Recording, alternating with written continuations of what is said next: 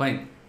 Today we will continue with the hypothesis testing. Yesterday we discussed about the confidence interval and confidence level, right? We wrapped up yesterday's session with the confidence interval and confidence level.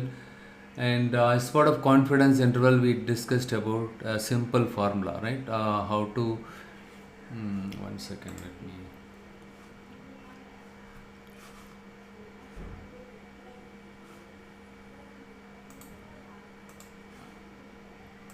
How to find out the confidence interval. That is what we have seen it. So the simple formula is CI. Confidence interval is equivalent to confidence interval is equivalent to the sample mean plus or minus margin of error. This is what we discussed yesterday. Confidence interval. The margin of error part, we have something like z critical value alpha divided by 2 and into sigma divided by population standard deviation divided by square root of n. This is what the margin of error, and obviously sample of mean we represent it with this form x bar. If you subtract the margin of error from your the sample mean, you will get the lower limit for your lower limit value, right? Your lower limit value for your confidence interval, and if you add it, then you will get upper limit value. And also we discussed about the area under the curve. Area under the curve is especially the bell curve, okay, and one. And so if you have to say with the confidence level for a confidence interval, right? So you can either say 90%, 95%, 99%. Right? But conventionally, most of us use the 95% confidence level to say, yeah, the population mean falls anywhere between these two lower and upper limit. Fine. Today we will continue with something called hypothesis testing. Yeah, already we discussed about central limit theorem and sampling distribution and all, right? You just remember it. I uploaded the video. I started uploading it. What I will do is I will include that video also as part of your batches playlist, okay? So that you can watch my playlist for all the topics whatever I've been covering it, okay? So today we'll start the important topic of statistics, which is hypothesis testing. Hypothesis is one of the important topics. See, college time, for a one semester we had this one, the hypothesis testing and chi-square testing, ANOVA testing, everything. But I'll be completing it everything in a week's time, or right in a single day, or maybe maximum 2 days time. Okay, because we are all experienced. We know how to simplify things. Okay, we don't have to drag. We don't need to teach or train you for 2 months or 3 months. Okay. I'll start with understanding what is hypothesis. Again, we don't need to learn all the types of hypothesis testing, right? If you know the important aspect of the hypothesis testing, that is enough. Hypothesis testing. Anyhow, I'll be covering all the majority of the hypothesis testing. Okay.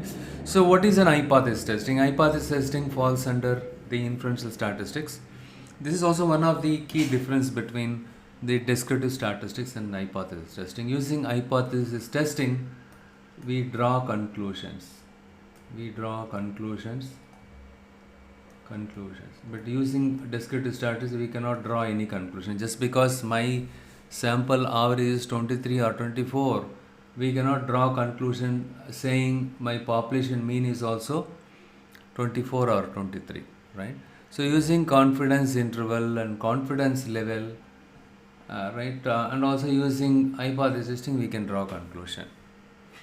So what is hypothesis testing? What is hypothesis? We know, right? We make some assumption, right?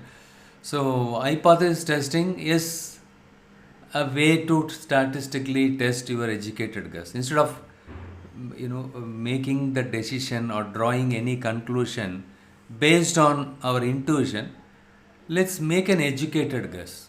That is what we do it as part of hypothesis testing. So it is the process of determining whether or not a given hypothesis is true. Okay, it is also called as hypothesis testing. Some people, right, they call it as significance testing, but majority of them they call it as hypothesis testing. But don't get confused if somebody is using different term like significance. It is nothing but hypothesis testing. Significance value is different. That is alpha. Don't get confused that one with this one. Right? So the statistical hypothesis is nothing but an assumption about a population parameter. That's all. Okay. It uses the sample data to evaluate a question about a population. That is what we do it as part of. For example, this is my population. This is my sample. I take my sample data. So in the case of hypothesis, it uses the sample data to evaluate a question about a population. Supposing somebody, for example, somebody says, if you buy, let's say a sports utility vehicle, XUV, Mahindra X, if you buy Mahindra XUV, right, it can give you, let's say 15 kilometers, right, so 15 liters per something mileage, right? The mileage is going to be this one, 15 liters per kilometer, 15 liters per kilometer, right? So if you buy a XUV, see what the Mahindra company they do is they give an advertisement in TV and Google AdWords and YouTube, everywhere you can see the ads. By looking at the advertisement, you decide, okay, this model is quite impressive, probably we can buy it, but what is the mileage given, right? So what they, as part of the ad, they say 15 liters per kilometer. If you buy the Mahindra XUV vehicle, you can get 15 liters per kilometer, right? So that is what they, yeah. Yeah, 15 kilometer. It's not 15 kilometers. Correct. You are correct.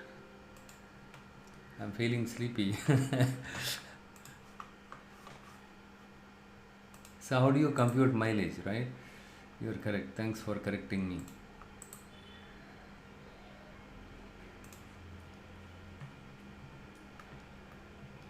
(15 kilometers per liter). Correct. So this is the mileage,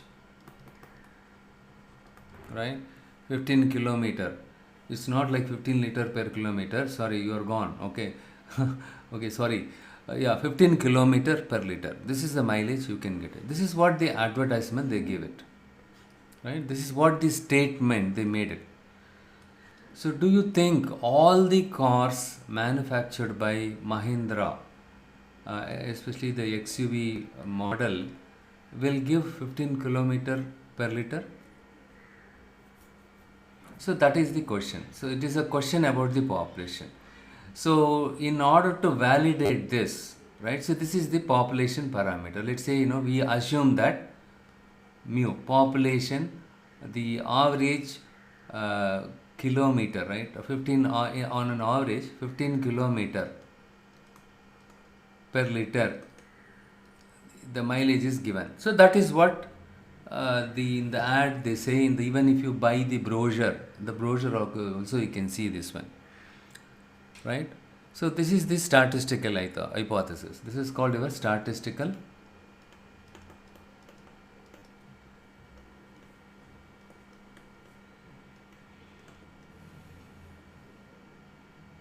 it is, this is nothing but an assumption about a population parameter, assumption about a population parameter.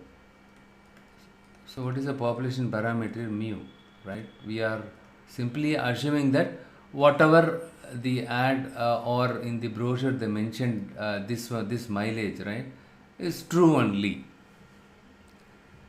So the hypothesis testing, what it does is it uses the sample data. So what we do is, let's say we suspect, how come all the XUV cars manufactured by Mahindra will give 15 kilometers.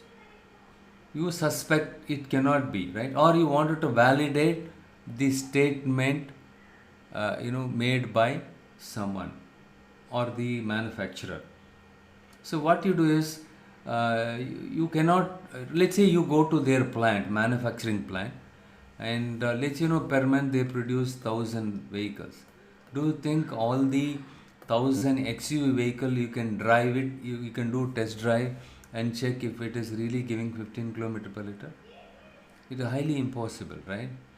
What you do is, you take only a sample.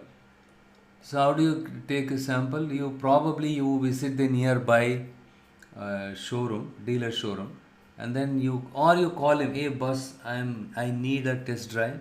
Can you send your vehicle? Yeah, they send the driver to your house if you give the address for a test drive. So you can test. Similarly, right, you contact randomly 3 or 4 the dealers, from Chennai. Randomly you choose, right, 4 or 5 dealers, and you call them and tell them, hey, I am looking for a test drive. So can you send me the vehicle? Is it possible to send it by 7 a.m.? And you fix up with another guy 10 a.m., 12 p.m., right? Likewise, for randomly 5 dealers in Chennai, you contact them, and then you request them to give a test drive, send a vehicle for a test drive. That is what sample, right? You sample, you are testing 5 vehicles only.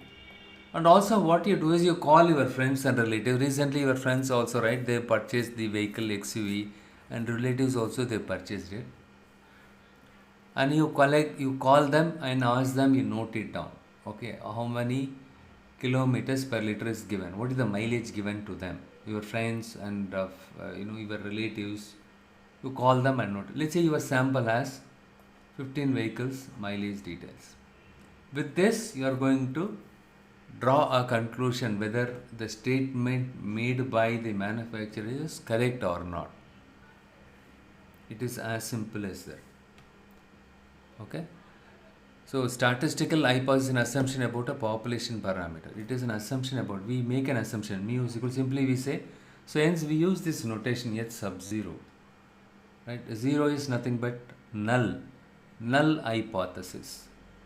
In the case of null hypothesis, we assume that, right, whatever the parameter is nothing but the average miles per given, or average mileage, right? So this is the average mileage given by XUV vehicle. You make an assumption, hence we call it H sub 0.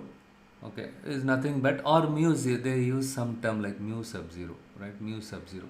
So if you are very sure about the population, you can use the notation mu. But we don't know, just because they say, you accept and you say, okay, you are making assumption. See, no one will say on an average 15 kilometer per liter will give, right? And no one will say, if you buy a UPS from us, it can give you a backup for on an average 8 hours, right? They never say average standard deviation. Simply they say, if you buy an UPS, you can get 8 hours backup or inverter. Or if you buy a car, it will give you 15 kilometers per liter. Or if you buy a scooty, it gives you 45 kilometers per liter. No one say on an average, right? So what we do is, we assume that, okay, maybe whatever he says is correct, right? We are simply making an assumption about a population parameter, which is nothing but this one, 15 on an average 15 kilometer per liter is given by XUV car. Okay, fine, done. Now you are suspecting whether it is correct or not, right? So what you do is, you write something called alternative hypothesis. H sub A, alternative hypothesis. Here you say the whatever the assumption you make it, mu sub 0 is not equal to Or you say, right, as a customer, you just say, no, it cannot be 15 kilometer per liter, it should be less than 15 kilometer per liter. Right, so this is my null hypothesis, this is my alternative hypothesis. It is ready. Right, using this sample data, we evaluate a question about a population. What is the question? Mileage, right? Mileage is 15 kilometer. This is what the statement, or we validate the statement made as part of the population, right? So to examine this, right, whatever the statement made by Mahindra is true or false, we are to test it or to examine, we use two opposing hypotheses about a population, right? One is the null hypothesis. This is called your null hypothesis. This is called your alternative hypothesis.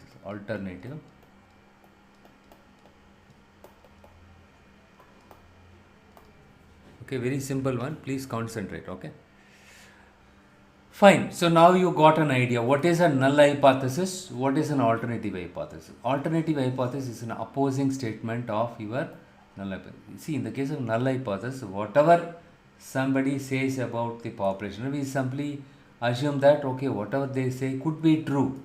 So mu sub 0 is equivalent to this one. This is the mileage. Is equal sign is very important here. You want to validate whatever they say is correct or not, right? That is where you define an alternative hypothesis. Mu sub 0 is less than 15 kilometer per liter.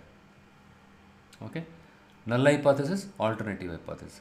Now you got an idea, fair amount of idea. In simple term, in one liner, right? Using sample data, we are validating whether the statement made or the claim made by someone, right?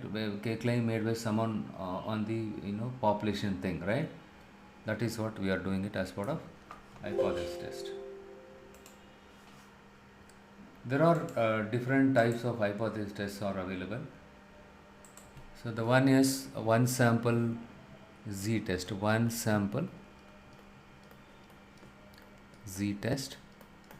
and two independent sample T test. Listen very carefully so that you will get to know the difference between these tests. Okay, two independent sample Z or T test. And we have something called paired PAI paired sample T test. Paired sample T test. One is one sample, two independent sample T test, and paired also called as a matched sample T test. Either paired or matched sample T test. Okay, and then we have something called multiple sample test. Multiple sample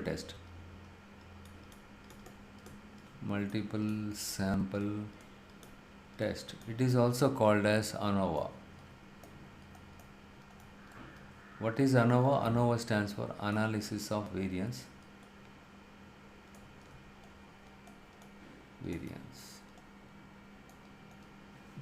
Okay, and we have something else called non-parametric test.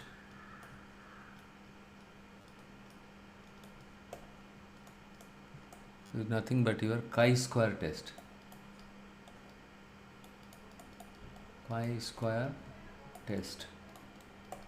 So one sample Z test, T test, and two independent sample Z or T test, matched or paired sample T test, multiple. It is also called a dependent sample T test. Okay, it is also called a dependent.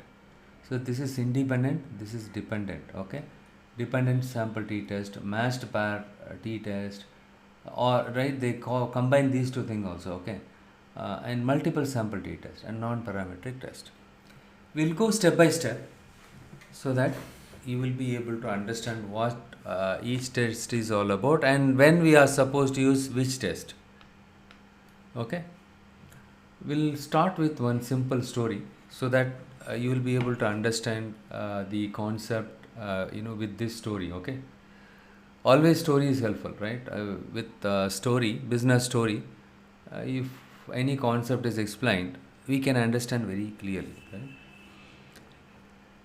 Let's say you are in office, and during coffee break in the morning time, you go to a pantry and you pick up a coffee, right? And what you do is you right in the pantry you have something called some snack packets are available. Snack packet. Okay, let's say you found a chips packet, and you just put the coin in the machine, and then you get the chips packet. Okay, so on top of the chips packet, yeah, let's say Lay's chips packet. Okay, Lay's chips packet. On top of this, they mention 235 gram. They mention 235 gram. Okay, so what it says is this two, right? If you unpack this chips packet, you can find 235 gram of the chips in it, right? Inside the packet you can find 235 gram, right? So here, what is the claim here? The manufacturer, what he says is the average quantity of chips in the all the packets, right, in this size, you will have 235 gram average quantity of chips in these packets is equal to 235 gram. Okay, there are two scenarios here. Scenario 1, scenario 2. Okay, scenario 1 and scenario 2. In scenario 1, let's say you bought this packet, right? You bought this packet, and when you unpack it, if you find 200 gram inside this packet, are you happy with this? Or let's say in another scenario, 230 gram is there. So what you do, right? So you basically, what you do is you suspect, because they mentioned 235 gram. I purchased a chips packet and then I unpacked it. After I unpacked it, I could see less quantity of chips were there inside the packet. But at the outset, right, or in the outside, right, when you see the packet, because they filled with air, okay, you see that it has more number of content in it.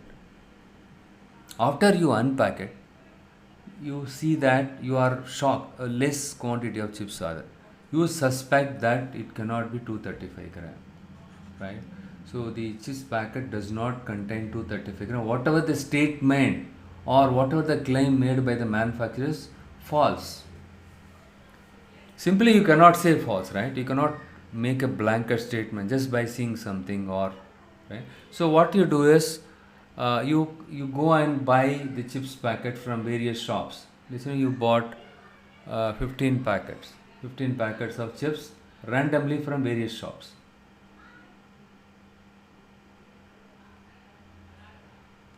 Right?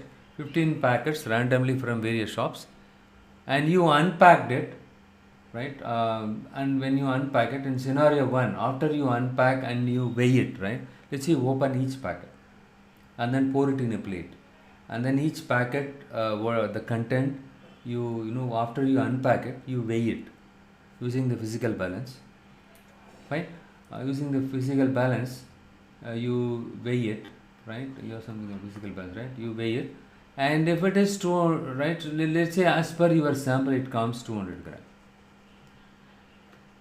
Are you okay with this, right? So in this case, what happens? Whatever as per your sample, it is just 200 grams only. It is not 235 gram. So what is going to be your reaction? You simply say no, something wrong, right? Whatever they mentioned is wrong. You are rejecting the null hypothesis. You define two hypotheses. One is null hypothesis, H sub 0. This is the notation we use it to define a null hypothesis, H sub 0. The hypothesized average uh, capacity of each packet is 235 gram. You simply accept, oh, it could be 235 gram, and you wanted to validate, and you suspect that after you unpack the thing, right? Sorry, H sub B A. H sub B A is nothing but the alternative hypothesis. This is mu sub 0 only. Okay, it cannot be 230. It is less than 235 gram.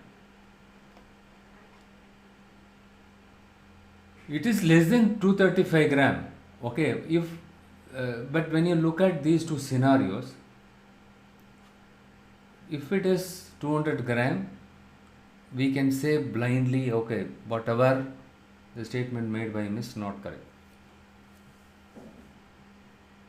And if it is 230 gram, are you okay with this? Just 5 gram only difference is there, right? Hence it is insignificant. The difference is insignificant. It is not so significant. It is insignificant only. That's what we say, right? Fine. Now next thing is, just keep that in mind. Okay. Remember these things. Okay. 235 gram, and scenario 1 is 230 gram, and scenario 2 is scenario 1 is 200 gram, and scenario 2 is 230 gram. Okay, you just remember this. Okay, so next what we will do is, we will look at this visually. Okay, let us look at this visually. Okay, how we can look at this visually? For example,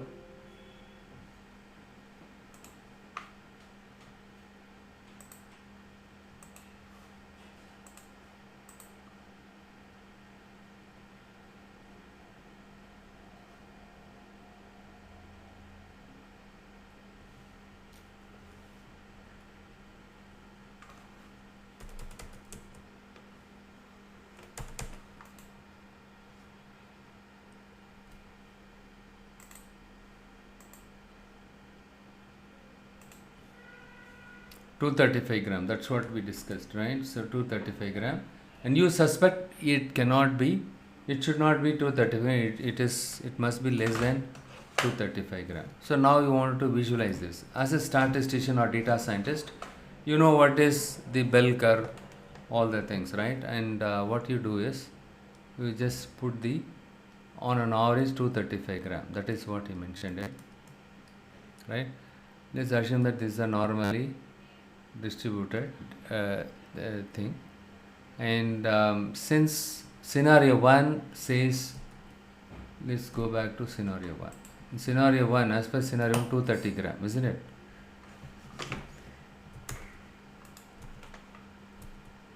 $230. So it is less than on the left side, right? So 235 gram, right? So see, there are two scenarios. One is 200 gram, other one is 230 gram. What if the thing, right?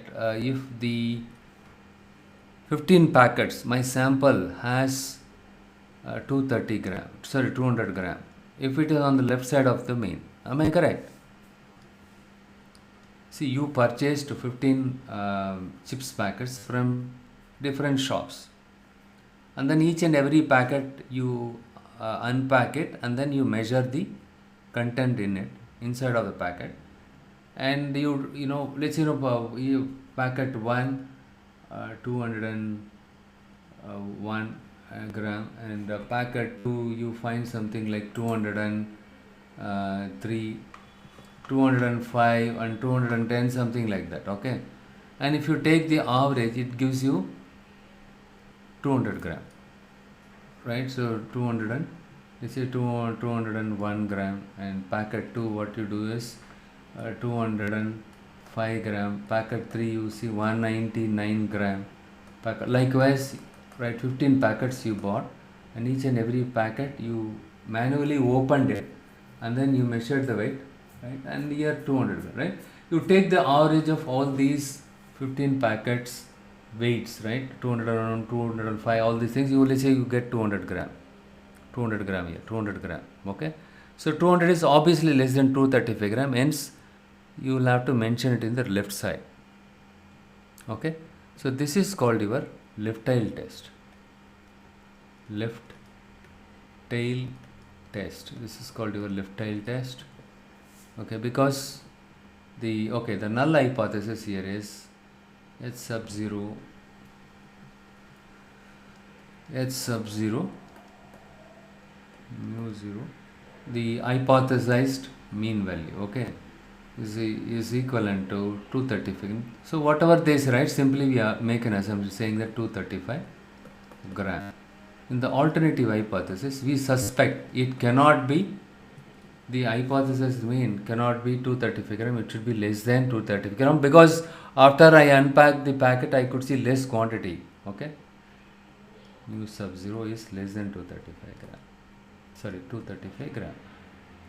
You define the null and alternative hypothesis. Visually also you checked it. So on the left side of the mean, it is there, because as per your sample, this is your sample mean, right? Sample mean, the sample mean is 200 gram. Okay, since you are since your sample mean is 200 gram, you are plotting it here, hence you will have to conduct the left tail test. Supposing you suspect mu sub 0 is greater than 235 gram, but do you ever raise any concern if the chips packet or food items, whatever you receive it after making the payment, and if you find it more quantity than what they promised, do you raise any concern? No, right? Extra இருந்தா என்ன பண்றோம்? We keep quiet, right? We never raise any concern, right? Here mu sub 0 is greater than 235 gram. Mu sub 0 is greater than 235 gram, right? So you suspect it cannot be less than, it is more than 235 gram. Who is going to have a concern about this? If it is anything. Bala, here one more doubt. Do we meet it like less than or equal to for the null hypothesis? Yeah, we'll discuss that. I'm going to discuss that also in a little later. Let's go step by step. Okay, first let us understand this one. Okay, so yeah, in the null hypothesis, we always use equal sign. You remember that. Okay, in the alternative hypothesis, you wanted to validate the statement made by the manufacturer. Okay, so you want to make a test here, right? In the alternative hypothesis only you are defining it. Okay, mu sub 0 is less than 235 gram. Right? You suspect, right? It cannot be 235 gram. It should be less than 235 gram, because after unpacking the packet, I could see less amount of quantities. So what you do is you collected 50 samples. Each and every packet you noted down the weight manually by opening the packet and weighing it, and finally you took the average. Your sample average is 200 gram. Your sample average is 200 gram. Since you have the sample data with you, obviously you can find out the standard deviation also, right? Obviously you can find it, because population mean itself you are not sure. You are hypothesizing that the each packet manufactured by the manufacturer will have 235 gram. That is why I used mu sub 0, hypothesized mean. We don't know population mean, but we make an assumption that whatever they mentioned is correct. On an average, all the packet will have 235 gram. Next, you have the sample, because you purchase 15 packets. You have every control here. You unpack the pack and you can measure the average weight. So that is what sample mean is x bar, 200 gram. And then small s stands for sample standard. Let's say your sample standard is 5 gram variation is there. Packet to packet, right? There will be a variation. It cannot be exactly 235 gram in reality, right? So maybe 1 or 2 gram variation will be there. But as per your sample, let's say your standard deviation is 5 gram, and the average weight of the 15 packets is 200 gram. You noted down. And then when you visually look at here, right? So 200 gram, you plotted it here, right? So what you are doing is, so as per this, right, you are not happy. 200 gram is way too less than what they promised. Hence you are not okay with it. So what you do is, simply you reject it, right? Simply you say it is not the statement made by the manufacturer is not correct. Let us assume that, let's take another scenario. You see, after you purchase the packets and you found something like 230 gram. Are you fine with that? Let's say you are generous guy and you are fine with the 230 gram, just 5 gram only difference is there, let it be there. But you are okay with 230 gram, okay? If it is anything less than 230 gram, you are going to reject the statement made by the manufacturer. You simply reject the null hypothesis. See, 1 second.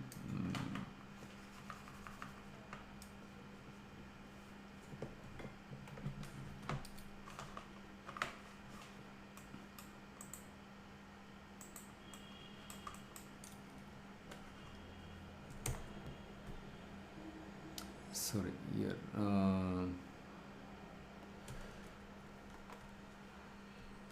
System is again hanging. I think something wrong with my pen because I'm using stylus pen. That guy said, no virus, nothing. Okay, if it is anything less than 230 gram, you are going to reject it. Okay, you are going to reject it. Let's think that way. Okay.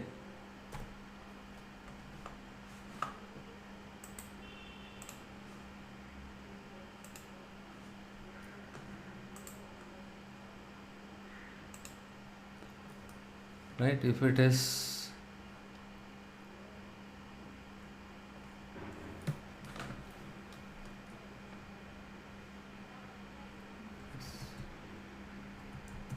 okay, I'll draw it here. Let's say this is your 235 gram, and as per your sample you are getting 230 gram. Okay, just 5 gram only the difference is there, right? So you are okay with this one. If anything between 230 to 235 gram, any variation is there, I'm okay. But anything 230, less than 230 gram, I'm going to reject it. I'm going to reject what? Reject the statement made by the manufacturer. So this red colored one is called RR, rejection region. Rejection region. This is called on the left side of this one is called, which means anything less than 230 gram I will not accept. I'm going to reject the statement made by the manufacturer. But anywhere between 230 to 235 gram, I'm okay with it. There will be variation, right? Nobody is perfect in the world, right? So there will be some variation. But again, still there is a threshold here. You are defining a threshold. If it is going to be 230 gram, I'm okay. This is the cutoff point. You are defining a cutoff point. There is a tolerance level, right? So even in your house, kids can do a lot of things, right? Kids are so mischievous. They throw items here and there, but there is a cutoff point, tolerance level. If anything beyond that, then it's a serious issue. You define a cutoff point, 230 gram. Anything less than 230 gram, I'm going to reject. This is called your rejection region area, and this test is called your left tail test. Why it is left tail test? Because the population, hypothesis population mean is equivalent to 235 gram, whereas the hypothesized less than, you suspect that the alternative hypothesis, you suspect that less than 235 gram, less than means left side. Okay, so your sample also says 230 gram, your sample average is 230 gram, let's say that way. Okay, so hence it is 230 gram will be obviously plotted on the left side of the mean, right? Because this one is less than this one, and anything less than 230 gram we are going to reject. So you learned these terms, left tail test. Now you understood what is left tail test, what is rejection region, and what is cutoff point, how much you can tolerate, right? So who is going to define the cutoff point? In the case of business scenario, we are the one defining the cutoff point, because we are the business, we know the business, and we are the researcher, we are the one conducting the test. This has to be determined by the statistician or the data scientist. But again, you can talk to the management, get their buy-in also. Okay. In the case of manufacturing assembly line, let's take simple example. Screws, they manufacture it, right? The specification is given. It's kind of a reference range. If the diameter of that screw is between 2.2 to 2.5, then it is acceptable. Anything less, anything more, it is not acceptable. So there you are defining the reference value, right? Cutoff point. That is kind of a cutoff point. So in this case, you are defining the cutoff point. You say anything 230 gram up to 230 gram is okay here. If it is 232, 234, 231 or 230 also fine. Anything less, let's say supposing 229 gram, then you are going to reject. So that value will fall in the rejection region area. Rejection area, they say RR area, right? Rejection RR area or rejection region area. So we will reject the null hypothesis and we say no, whatever the statement made by me is not correct. Okay, if it is going to be, let's say on the other hand, you are testing it, something like, no, it cannot be 235 gram, it is more than 235 gram. Who is going to conduct this test? As a consumer, we are very particular about less, right? We never care about the excessive thing. If it is excessive, we are happy, but we never say it is great, right? We simply say we are happy. We never complain. Who is going to worry about this one? Manufacturer, right? Manufacturer. Because if you fill anything in excess, let's say per packet you fill 10 gram in excess, then what we promise it. Let's say you produce 100,000 packets once in 2 months, right? Every 2 months you produce 100,000 packets. 100,000 into 10 gram, you are gone. It will have it on your top and bottom line. Top line is nothing but your revenue. Bottom line is your profit.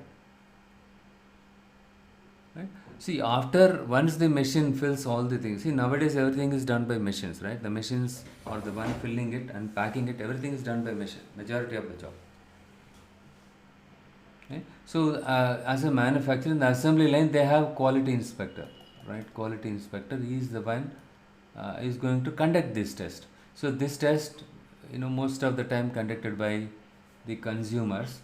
This is the one is for quality inspector, right? Because they want to make sure that it is not filling more than, see, I'm talking about quality inspector. As per the quality inspector, it should not fill more than 235 gram. Or let's say as per the management, right? You have something called not equal to sign, 235 gram. It should not be less than 235 gram. It should not be more than 235 gram. See, your 235 is here in the middle, right? It should not be less than 235 or it should not be greater than, right? It should be 235. So that means this is called two-tail test. See, as a quality inspector, you are very clear. It should not fill more thing, right? More than 235 if it fills. For example, 245, 10 gram is loss per packet. You are filling per packet 10 gram. If this continues and fills 100,000 packets, 100,000 10 gram, you are gone. You want to make sure that the machines are not filling in excess. The another scenario is, okay, as a quality inspector, you want to make sure that it is not filling in excess. But management, they don't want the machines to underfill or overfill. If it is underfilling also problem, overfilling also problem. But underfilling is okay if it is going to be 230, the difference is very marginal, right? Then it is okay, 238 something, 236 to 38, it is okay. But 10 gram difference cannot be accepted. On the one hand, it is loss. If my machine underfills, what will happen? It will damage my reputation. Customers will start complaining. Right? So this scenario is, right, nothing but your right tail test. Your 235 And let's say, you are okay. Even if it fills 5 gram in excess, I'm fine. But anything more than 5 gram per packet, if it fills, I'm going to reject it. For example, 241 gram also, right? It will reject the null hypothesis. It will say it is not filling 235 gram correctly. But there will be variation, okay, lot to lot, packet to packet, there will be variation, right? Because as the machine ages, there will be some kind of wear and tear, because of which, it may not be accurate, right? So there will be some kind of variation. That's why in statistics, we safely use the mean and standard deviation. Mean is, let's say mean is 235 gram or 230 gram, the average is 5 gram. That means, variation, the variation is 5 gram. Okay, it could be 235 or it could be less than, or 230 gram or 235 gram. There will be 5 gram variation. There will be 5 gram variation will be there. That's how we say, right? Average and standard deviation. We use these two things together. As per the quality inspector, it should not fill more than 235 gram. But there will be some kind of variation. Still, there will be overfilling will be there. But my tolerance level is 240 gram. Up to 5 gram in excess, if it fills, it is fine. But anything more than that, I am going to reject the null hypothesis. Consumer, from the consumer point of view, less than. From the quality inspector point of view, greater than. But as a manufacturer, you are very particular. This is called your right tail test. This is called your right tail test. Anything greater than, right? When you use greater than, that means that is your right tail test.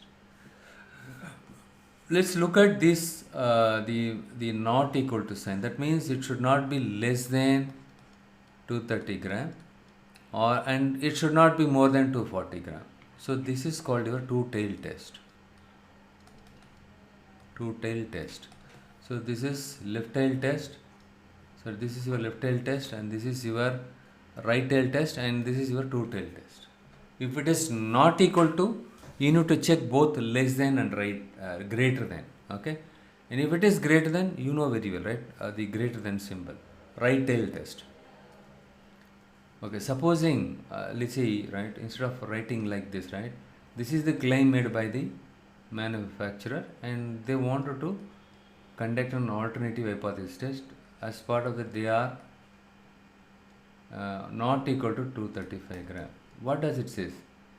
It could be either less than 235 or it could be more than 235. Hence, I will have to do two-tail test. Remember this. Not equal to means two-tail test. Less than is left tail test. Greater than is right tail test. It is as simple as that. Fine. Now you understood when to conduct left tail test, when to conduct right tail test, when to conduct two-tail test, and who is going to conduct what, right? From the stakeholders' point of view, now you understood. And the next step is, what we will do is we will see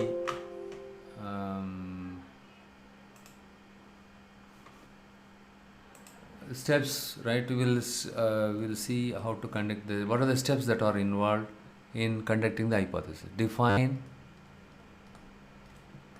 null and alternative hypothesis. Alternative hypothesis. The next step is you need to collect the sample data. The sample data only you are going to say whether you are going to accept or reject, isn't it? And then we have something called calculate test statistic. I will tell you what this one, okay, don't worry. And then you reject or fail to reject. See here, I use the safe term, okay? Reject or accept, we say, right? Instead of saying accept, fail to reject. In statistics, we are not supposed to say accept, especially in the case of hypothesis, right? We cannot say, you are not supposed to say accept. Instead, we say fail to reject the null hypothesis. It's something like now the court trial cases, right? In the case of high court, somebody has filed a suit against you, right? If there is a sufficient evidence, then you are gone, you are sued. If there is no sufficient evidence, they are going to reject, right? He is an innocent, right? They'll say he is not a criminal or culprit, right? He is not a criminal or he is not a culprit. He is an innocent because we don't have sufficient evidence to prove, right? The same thing.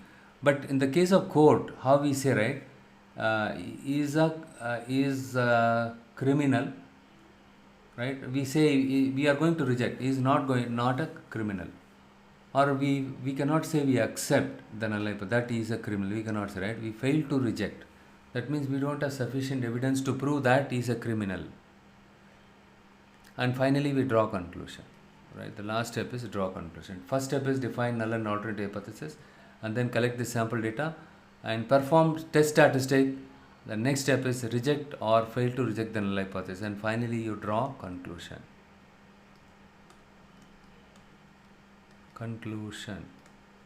Okay, so these are the steps, but don't worry about all these steps. But when it comes to statistical software, just one liner function is enough. If you remember the t-test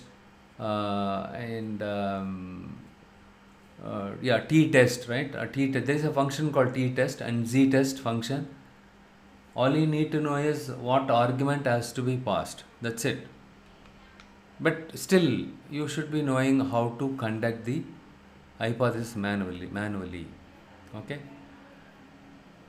So, okay, to summarize, right, so far whatever we discussed, right, the define null hypothesis. So here, so H sub 0, we use a notation H sub 0, null hypothesis. So what is null hypothesis? What we assume to be true. What we assume to be true. Simply we believe whatever someone says, right? We simply believe. Suppose the mileage given, right, 15 liter per kilometer. We simply believe, okay, 15 liter per kilometer. That is what your null hypothesis. What you assume to be true is your null hypothesis. So the null hypothesis usually the equal sign H sub 0 mu sub 0 is equivalent to 15 liters per kilometer. This is liters, okay, 15 liters. See, usually the null hypothesis will have the equal sign only, okay, and the alternative hypothesis. It's this one they say, HA or H1, okay, H1 they use another notation called H sub 1, okay, and here mu sub 0 is either less than or greater, less than 15 liters per kilometer, okay. So this alternative hypothesis is nothing but what you attempt to demonstrate.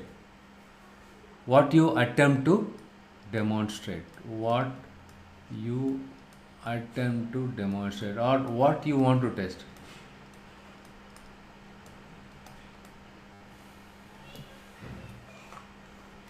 What you attempt to test.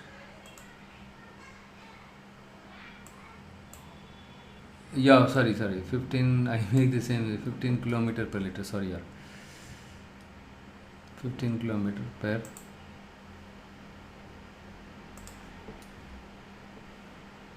15 kilometer per liter, 15 kilometer per liter, okay, yeah, 15 kilometer per liter, yeah, sorry, I'm making a mistake, right? So you say it is less than, so what you attempt to test is your alternative hypothesis. What you assume to be true is your null hypothesis. The null hypothesis always takes the equal sign. It uses equal sign. You remember this. The alternative hypothesis will take the inequalities and either less than or greater than or not equal to. This is the rule, okay? Okay, now let us work on one simple thing. I'll just tell you one problem statement. You tell me what is null hypothesis and what is alternative hypothesis. Supposing a manufacturer says that the average life of a car battery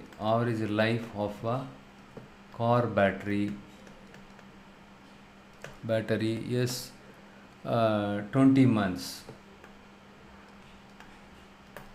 Okay, now you tell me what is the null and alternative hypothesis. He says the average life of a car battery is 20 months. Sir, if you buy a battery from us, car battery, it can last for 20 months. What is the null hypothesis? The same statement can be average battery life is 20 minutes. Yeah, It 24, will right? 24. And what about the alternative hypothesis? less Less than or greater than or not less equal than to or equal to Not equal to 20. 24. Let's say you are a manufacturer, right? And you don't want the life of the battery, right? To be sorry. Let's say this 20, right? Sorry, 20 and 20. That's what staying awake in the night, right? Making my brain tired. See, 20, right? Here I wrote 20 months, right? So 20 and 20. So not equal to 20. So as a manufacturer, if it lasts less than what you promise, if it lasts more than 20, see, in this case, it is fine. If it lasts more than 20 months, then it is good, right? So in that case, let's say, right, we will see, less than. You are very particular about it. Either a consumer, even as a manufacturer, you are very particular about it. See, look here, right? On a case to case basis, this also varies, the type of the test. Mu sub zero, you know, this is what your alternative hypothesis. This is what, if it lasts more than 20 days, obviously customer will be delighted, and as a manufacturer will also be happy, right? So in this case, this is how we define the null and alternative hypothesis. Let's say I have something else called another statement. I'm going to say something like,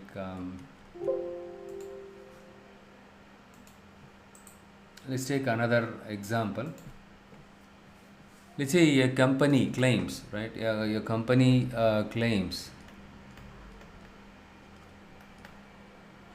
what on an average, a snack packet, okay, a snack packet has at least 200 gram. Inside the packet you will find 200 gram quantity of chips packet in it.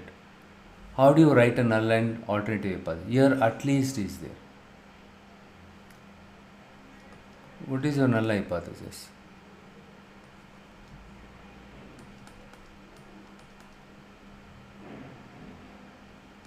So what he says is at least means greater than or equal to. Remember this, in statistics at least is, there are two terms, right? One is at least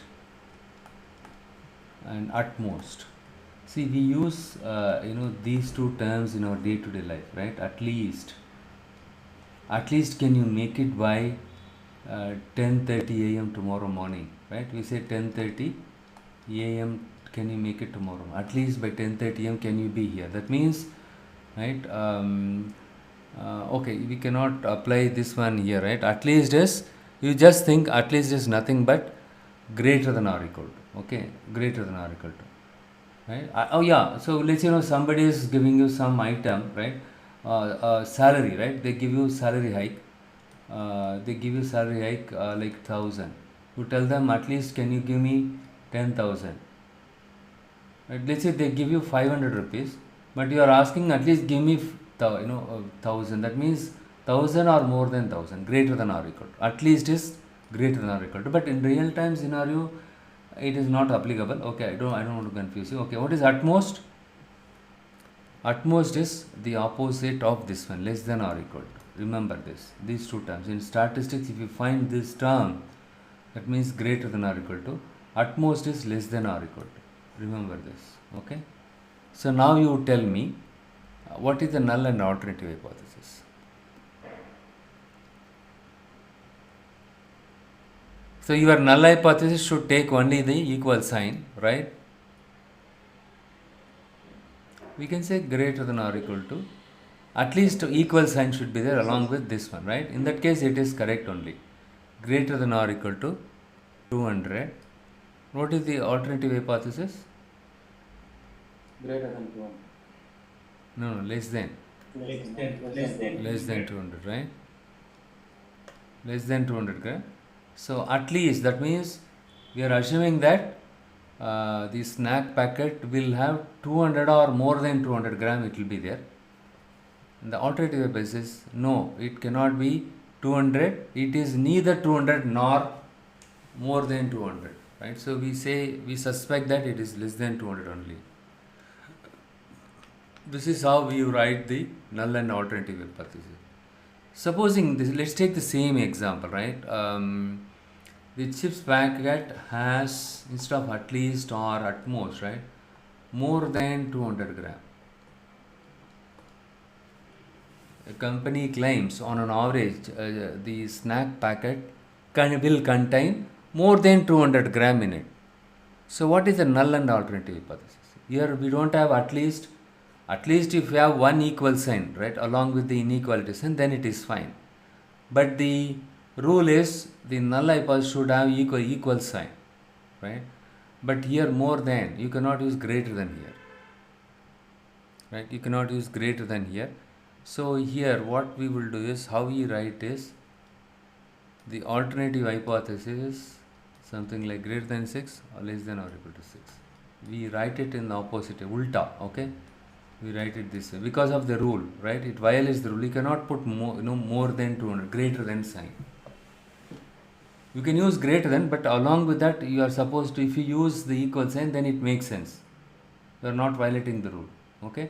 So what we do is, the null hypothesis something like it is less than or equal to 6. What we need to is this really more than 6 or not, right? So that is the reason, right, to overcome this confusion, right? So whenever you find the less than or equal to or greater than or equal to, okay, less than or equal to or greater than or equal to, in practice as a statistician, what we do, we replace this by equal sign, right? Simply you say, right, mu is equal to 200 gram, okay? So in that case, you can either test greater than or less than, okay? So even in this case, right, greater than or equal to, less than or equal to, you simply replace it by equal sign. Fine. So now you understood, you learned many things, right? You understood what is left tail test, what is right tail test, what is two tail test, and then now you know the rule. When you define a null hypothesis should have only the equal sign. The alternative hypothesis should have the inequality sign, less than, greater than, or not equal to. That's all. So these are the basics of hypothesis testing, okay? The next step is, what we will do is, let's try to understand the one problem statement. Let me just go to my website.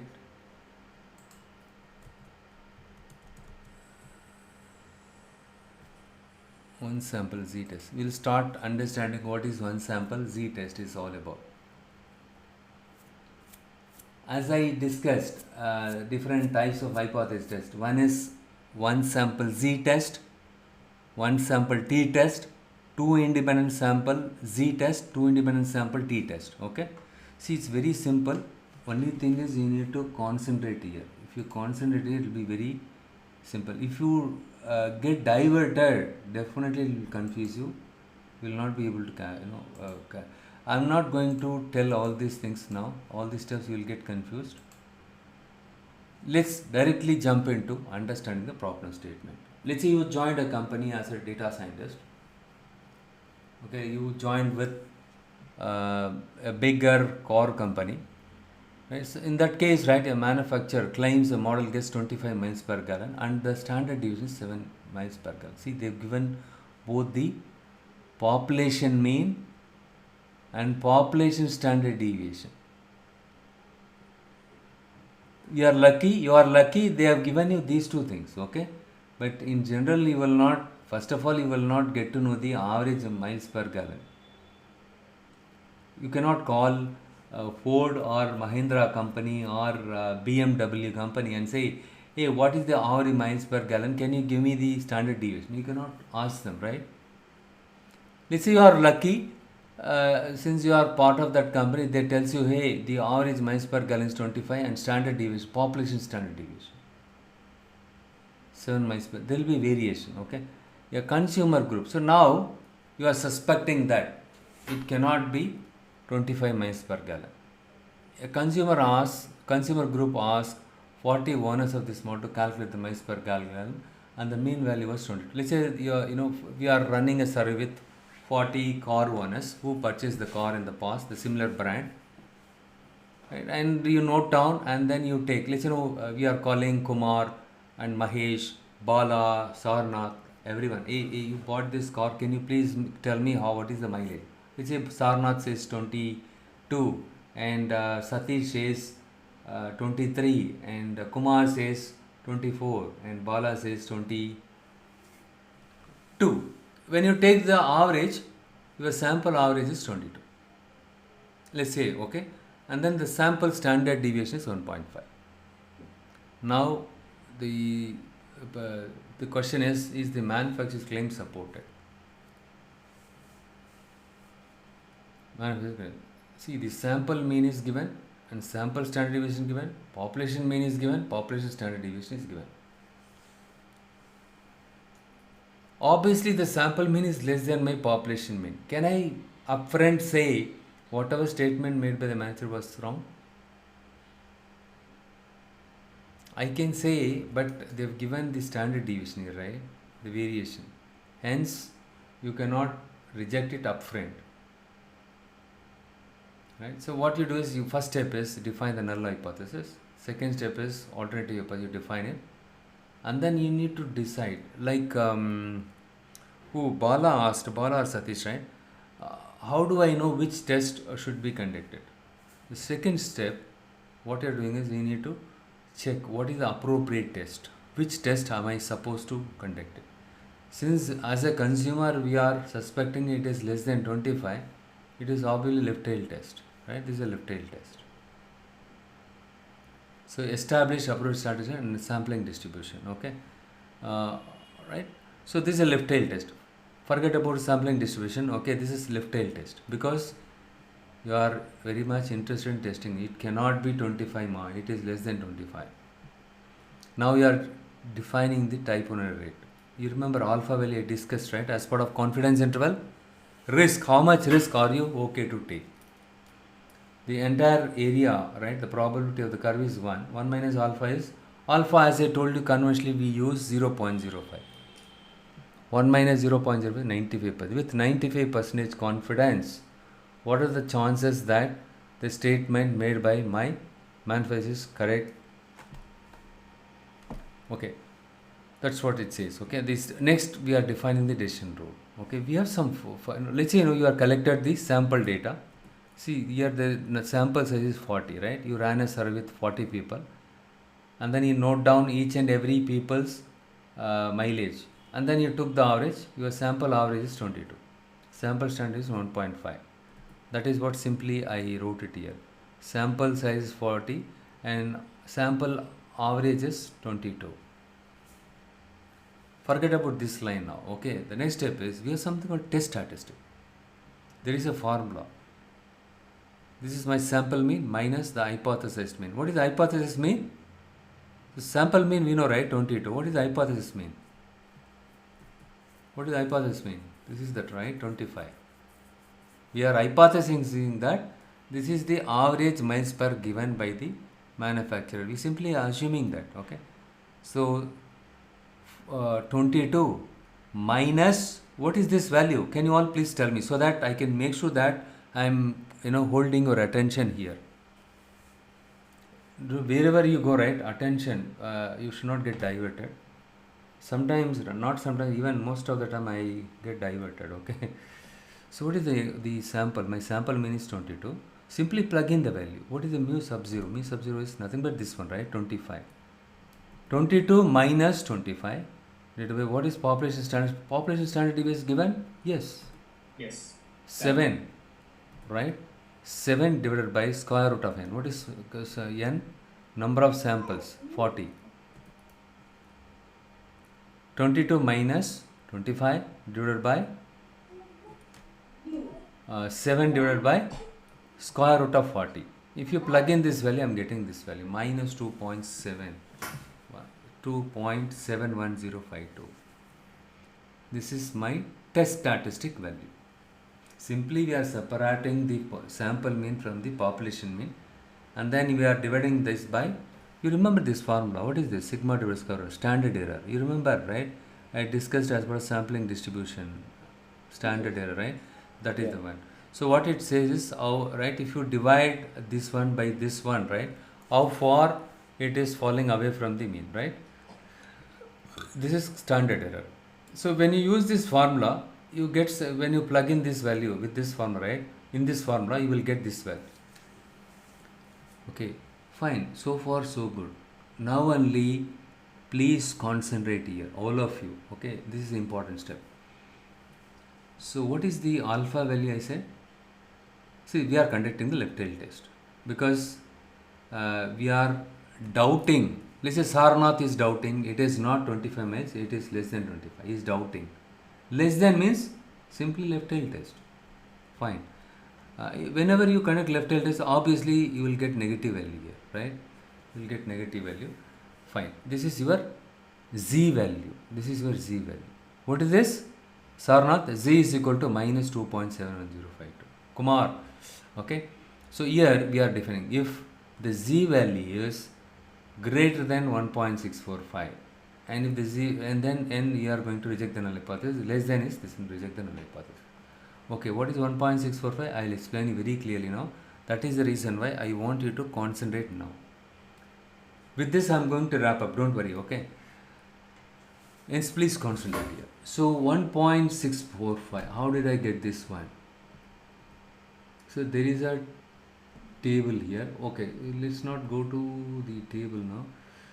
Okay, now you take your calculator and tell me. So 1 minus 0.05, how much you will get? 0.95, right? Now you need to use a table. We have something called, in school time we studied, right? We have something called log book in school time. Log book. There, you find some table like this, right? Z. This is because we are conducting hypothesis Z test. So I used to pronounce Z as Z. Okay, Z test, right?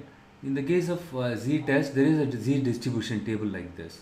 At the back side of at the end of your statistics or math book, you will find some tables like this, right? So here, I just I simply look at here, okay, where 0.95 is there. What is 0.95, Sarnath and Kumar? What is 0.95 or others? What did I say 0.95? Confidence level. Confidence level.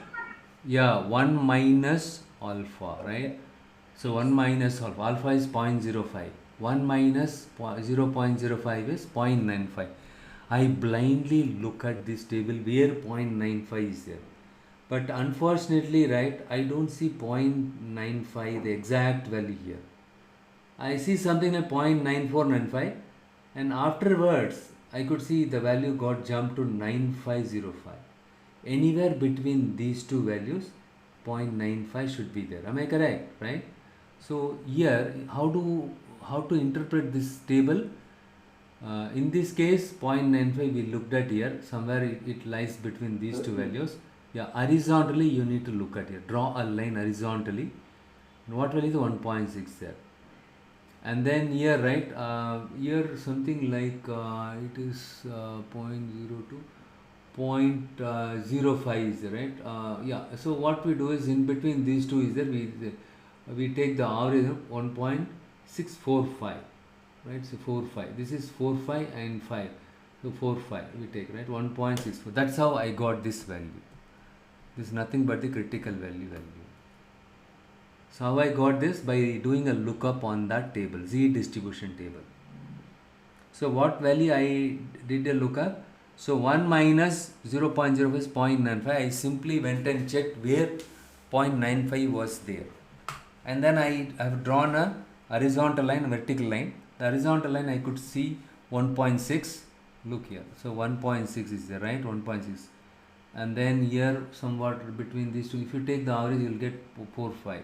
So 1.6 plus 4.5, right? You will get 1.645. 1.645. Since it is a left tail test, blindly put negative. If it is a right tail test, what you will do? Same value, but it is a plus here. Please remember this. Instead of doing the left tail test, if you are supposed to do, let's say you want to test more than 30, right? Then this one will be plus, positive right tail test, plus 1.645. If it is a two tail test, the left side minus 1.65 is the critical value, right side plus 1.645 is the critical value. So now the question is, why the hell do I need to specify critical value? You remember you remember that I explained about the snack packet. The average value is 235 here, and right, I defined one cutoff value. If it is 230 gram, I am okay with 230 to 235. I am okay with this. Instead of specifying 230 gram directly, right, we specify something called critical value. Just for you people to understand the concept simply, right, I use the value 230 gram. Right? So instead of using that value, we are not supposed to use that value. Okay. Instead, what we need to do a lookup on that table and then get this one minus 1.645. So now you tell me what is my Z value. Sorry, I just jumped in here and there. Okay. See, my critical is minus 1.645. Okay, I defined this one by doing a lookup on the table. So what is my Z value? Minus 2.7. Now you tell me, does minus 2.7 is less than minus 1.645 or greater than 1.645? Look up this one. Z is less than 1.645, minus negative 1.5 or greater than this one? Less than. Obviously, right? What is my Z? Minus 2.6. See, if you plot it in the this one, right, in the school time you studied, right, on the anything on the left side of a 0 in this one, right, axis, that is your in the x-axis, right, anything left side of your 0, negative values. So you have minus 1 here, minus 2, minus 3, minus 4. Like a 0 here, 1, 2, 3, 4. It keep increase, right? Similarly, minus 1, minus 2, minus 3. Obviously, minus 1, minus 2 is less than minus 1. So, since Z value is less than the critical value, it is falling in the rejection region area. The red colored one is the rejection region area. Hence, we reject the null hypothesis. Since the test statistic, this is what the test statistic. Since the test statistic is inside the rejection region, we reject the null hypothesis and we conclude that there is no sufficient evidence to support the manufacturer claim. There is no sufficient evidence to support the manufacturer claim because it is falling in the rejection region area. We see, take the court case, right? High Court or Supreme Court. How do they give judgment, right? If they find any evidence, then they will say he is a good person or a bad person. Based on the evidence, they conclude, oh yeah, he is a bad person. If there is no evidence, they say we don't have any evidence, hence we fail to reject that he is he is a criminal or innocent person, right? Or innocent person. Let's say you are null hypothesis innocent person. Since you don't have sufficient evidence, you fail to reject. Well, actually that guy has done a mistake, but you don't have evidence. Hence you fail to reject the null hypothesis. What is your null hypothesis? He is innocent. Actually he is not innocent, right? He murdered a person. Since we don't have sufficient evidence, we fail to reject the null hypothesis. So here in this case, it is, since it is following the rejection region area, we reject the null hypothesis and we say there is no sufficient to support the manufacturer claim. What is the manufacturer claim? 25 miles per gallon it is given. Since the z value is falling in the rejection region area, right? We conclude that, right, whatever the statement made by the manufacturer is not correct. Okay. Now let's say, I understood. Now I can sense the Satish or Bala's mind voice. Then why should I conduct a z test? You said something like t test. Can I conduct t test? Okay. If you know the population standard deviation, then you are supposed to conduct z test. Very simple rule. If you know the population standard, conduct the z test. But do you think in real time, can we get the population standard? Can you call the BMW manufacturing company, hey, what is the standard deviation of the miles per gallon given for a specific model of BMW car? Can you get the detail? No one will give you, right? Rarely will get it. So if you don't know your population standard deviation, simply understand that you need to conduct t test. T test is also called as student test, studentized test. Okay, so now you understood when to conduct z test. If you know your population standard deviation, conduct the z test. If you don't know the population standard deviation, then you need to conduct t test. Anyway, we will continue the t test in the upcoming weekend. Okay, and it is already 7:30 only, right? Okay, what I will do is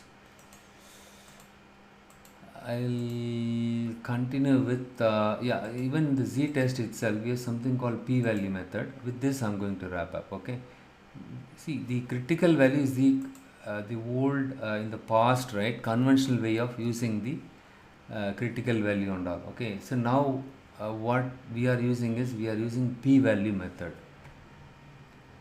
So then why should I learn critical value? Because if you know more, it is good, right?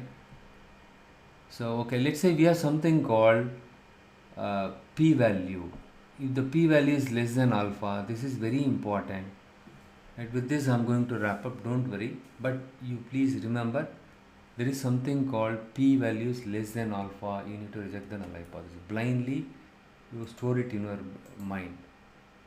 Even if you do PhD, this rule is applicable, universal rule. If the p-value is less than alpha, reject null hypothesis, H sub 0, null hypothesis. Please write it down in your brain, not on the paper. If the p-value is less than alpha, reject the null hypothesis.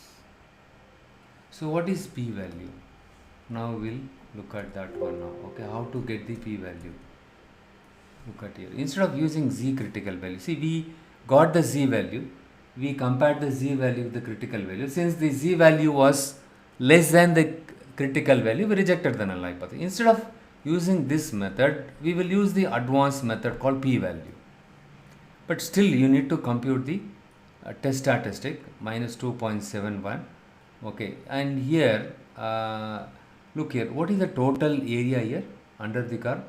How much I said? Sarnath or Kumar or somebody else? What? No, 1. Total area under the curve is 1. Right? Total area under the... alpha is to define the confidence level. You can use 0.05 or you can use 0.10 or 0.01. But the total area, somebody says 1. Okay? Fine. See here why I mentioned acceptance region. The yellow color is the acceptance region. This is a rejected area, right? Rejection region. So the acceptance region is nothing but 1 minus, after subtracting the rejection thing, right? You will get the acceptance region. But the total area under the curve is 1. Okay, if I divide this curve into 2 parts, let's say if I draw a line in the middle, on the left side you have 0.5, and the right side is 0.5. Am I correct? 0.5 plus 0.5 only, you will get 1. Since we are conducting the left tail test, we are taking into account only the left side of the curve, right? So the left side of the curve, the area under the left side of the curve is 0.5. P-value method, 0.5 minus 0.496. Let's say if you do a lookup on the Z table, you will get something like 0.4966. If you subtract this from this one, you will get 0.0034. This is what your p-value. What is this? P-value. So this is the left. Since you are conducting left tail test, we need only the left side of the curve, right? What is the total area of the left side curve is 0.5. Right side is 0.5. 0.5 is 1, but we are conducting the left tail test, hence the left side of the curve is 0.5 minus, if you do this on a lookup on that table, right, you will get 0.4966. If you subtract this one from this one, you will get 0.0034.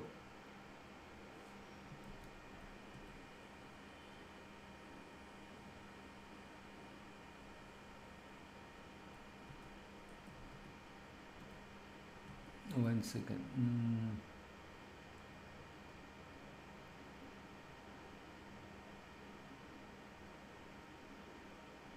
Look here. See, minus 2.71, right? 0.0034. Directly you can get it here also. Okay, 0.0034. That is another way of doing it. Right. So here what we are doing is, since we are taking only we are currently left tail test 0.05 minus point. There is another table for Z distribution table. Probably in the next session I will show you. Okay. If you subtract this one, you will get 0.0034. Okay. Or if you directly do a lookup on that table, right, that is simple, 0.271, 0.27, you will get that is 0.0034. Yeah, 2.71, right, 0.0034. Yeah, 0.0034. That is direct way of doing it. Okay, either, but this is a bit confusing. You do a lookup on that Z distribution table with this value. Don't do 0.52 under not record. 2.7 is enough. Okay, but negative value will get this. That is what your p value. But in the previous case, we obtained the critical value by subtracting the 0.05 plus 1. We got the 0.95. We directly did a lookup where the 0.95 was there in that table. And then somehow we found the location of the 0.95, and we have drawn the horizontal line, vertical line, minus, that's how we got the minus 1.65. You don't do that. Directly you do a lookup on that table with this value, you will get the p value. So, okay, and the p value is 0.00. And you don't have to look here. So, the universal rule, what is the universal rule? P is less than alpha, reject the null hypothesis. What is my alpha value? What is my alpha value? 0.05. Excellent. That is a conventional value. Okay, that is what most of them they use it, 0.05. I will explain you in the upcoming weekend why 0.05. Why can't it be 0.1? Why can't it be 0.01? Right? So the universal rule is, if the p value is less than alpha, p is 0.0034. What is my alpha? 0.05. Does p value is less than my alpha? Obviously 0.034 less than 0.05. This is my alpha value, right? P is less than alpha. Hence, we make the decision to reject the null hypothesis. This means that there is not enough statistical evidence to support the man-made claim of an average of 45 miles per gallon. See here, the p value is nothing but kind of probability. See, I made one statement, right? Not enough statistical evidence to support the man-made claim of an average. Since the probability is very less, it is not supporting the manifested claim. Supposing the probability p value is more, right? If it is greater than alpha, or if the value is more, that means higher the probability, means it is supporting the manufacturer claim. The p value is nothing but the probability. See, probability values ranges between 0 and 1. the normally non-statistician, if they ask you to define some uncertainty or some possibility, let's say somebody is asking what are the chances that you will get promotion in this appraisal cycle, you will say in terms of percentage, right? There is a point, 85% chance I will get promoted. There is a 90% chance I will get promoted. Somebody says there is a somebody says, right, only 25% chance here. So we define this a percentage, but as a statistician, instead of using percentage, we say probability. There is a 0.8 probability or 0.835 probability I will get promoted. That means there is a higher probability that you will get promoted. This probability value is very less, right? It is not 0.3 also, 0.0034. That means it is not the probability that the claim made by the manufacturer is very less.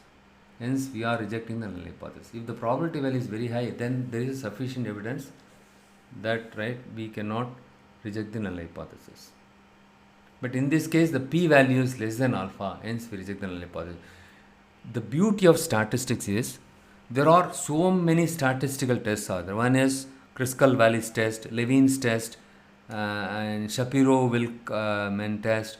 Likewise, many tests are there. When you use any statistical software like R, Python, SAS, Statistica, MATLAB, any software tool, you use it to conduct any test like Kruskal-Wallis test or Levin's test, any statistical test, right? It will give you p-value. Simply you need to look at the p-value. If the p-value is less than alpha, you reject the null hypothesis. Very easy, isn't it? Learning statistics is very easy. But only thing is the jargons.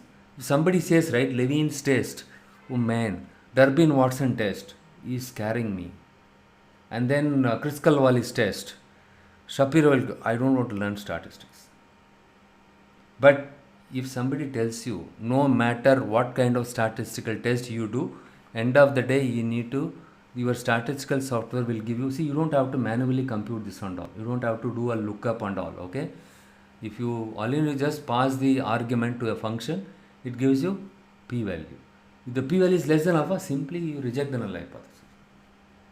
No matter whether it's a hypothesis test or any test, right? P is less than alpha, reject. That's why I told you, please write it in your brain. If the p is less than alpha, reject the null hypothesis. If the p-value is greater than alpha, you fail to reject the null hypothesis. Very simple. Even ANOVA test or chi-square test, one-way ANOVA, two-way ANOVA with replication, without replication. See, only the names are different. When I start covering everything, you will think it's all nothing. Very simple one. You can also scare people in your office by saying, right, I conducted an ANOVA test, the p-value is less than alpha, hence I rejected the null hypothesis. This is the basis for my argument. And you can tell them. They will get scared. He says ANOVA. You can say, right, a two-way ANOVA with replication test I conducted, the p-value is less than alpha, I rejected the null hypothesis. That is the basis for my argument. You can tell them. So, end of the day, the p-value is less than alpha, reject the null. You conduct whatever statistical test, okay? It gives you p-value. You need to look at the p-value only. Very easy, isn't it? So, for you people to understand what is the rationale behind conducting the hypothesis, I just taught you the manual way of conducting the hypothesis. How to conduct that. This is the manual way of conducting the hypothesis. Hope you understood, right? Very easy, isn't it? So, p-value. So, to conduct the z-test, you should be knowing the population standard deviation. That also you need to remember. If you don't know population, we have something else called t-test. Satish or Bala, right? You asked me that day. So I got confused with when to conduct what test. So it is very clearly defined. If you know the population standard deviation, do the z-test. If you don't know the population test, very simple. Ignore z-test. You have something else called t-test. But whether it is z-test or t-test, you can use at the maximum only 2 samples. Okay, I have more than 2 samples. That is when we have something called ANOVA test. It is very clearly defined. right? When to use what test. There is no confusion here. Fine, I will share today's video also. You just go through my video. Very simplified version of my teaching is, right, very simplified version of understanding this one. Otherwise, you need to watch, see the hypothesis testing, and this is the one will be confusing thing. You watch many videos, you will get confused, right? You have something called StatQuest. That's a very good thing, but still it talks too much of strategy, you will get confused. Okay, you just watch on the YouTube. These videos are really good. Okay, and he teaches the statistical in very interesting way. Okay, StatQuest.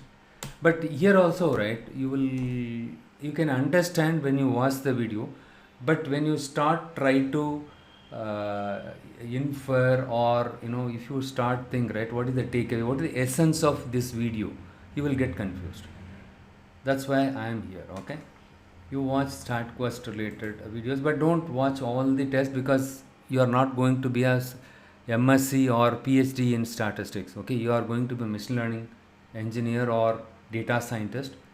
Whatever I teach you, it is enough for you at this moment. Okay, StatQuest, videos, you can watch it regarding this. Okay, Z test and T test. So if you know the population standard deviation, Z test. If you don't know population, T test. And with Z and T test, at the maximum only you can use 2 samples, but so far we discussed only 1 sample. Okay, in the upcoming weekend we will see what is 2 independent sample T test, Z test, what is matched pair T test, independent T test, right? That also we will take a look at it.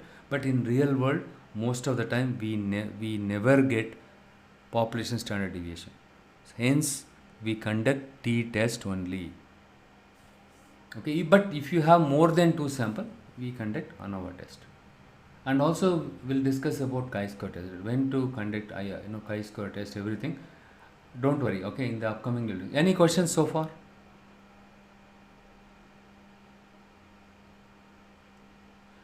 Next weekend I'll give you some assignments also. Okay, when you start work on, or what we will do is, in class, right, we will do the exercise, because if I give the assignment, most of them they don't do it, because weekdays they are very busy. Next session we will complete the hypothesis test, and then we will work on the assignments. Okay, so that you will be able to understand the concepts on the fly. Okay, Yeah. sounds good, right? Yeah. Yeah. Fine, we'll share the video. Okay, since you don't have any more questions, we'll end the session and then we'll share the video. Something about access this website. That's what I will give you the access for sure tomorrow by 4 p.m. Okay. Still, the problem is we are not able to add a new user. There is some limitations. Okay. Anyhow, I'll try to remove some older users. Okay, and then I will try to add. But we tried that also; it is not working. That's the reason why I got hold of these guys. Still, even Sunday, 2 guys are working for me. Okay, and most likely, positively, tomorrow by 4 p.m. you will get, all of you will get the credentials. Okay, don't worry. Okay. Right, you will find all the study material here itself. Okay, fine. Yeah, study material video also. Right, fine. Fine. Have a wonderful evening. Okay, we will circle back next weekend. Okay, we'll share the video also. Okay, shortly.